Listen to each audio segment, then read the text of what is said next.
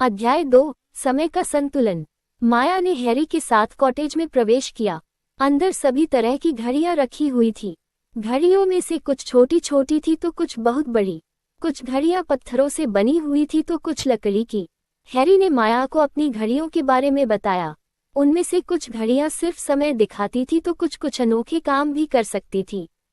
इन घड़ियों में समय का रहस्य छुपा हुआ था। हैरी ने माया को एक प्राचीन घड़ी दिखाई जो सिर्फ समय ही नहीं बल्कि मौसम भी बदल सकती थी। माया बहुत हैरान रह गई। फिर हैरी ने एक और घड़ी दिखाई जो किसी की आयु को भी बदल सकती थी। समय का संतुलन बहुत महत्वपूर्ण है, हैरी ने कहा। अगर समय बिगड़ जाए तो सब कुछ अस्त व्यस्त हो सकता है। मैं इन घड़ियों से समय का संतुलन बनाए रखता हूँ।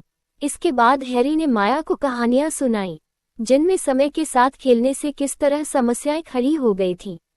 माया बहुत मंत्रमुग्ध हो गई। वह हैरी से हर दिन आना चाहती थी और उसकी कहानियां सुनना चाहती थी।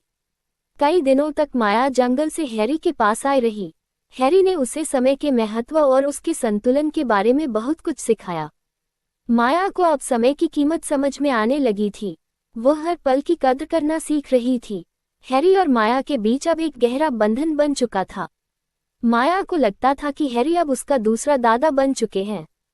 वह हर दिन अपनी यात्राओं के बारे में हैरी को सुनाती थी।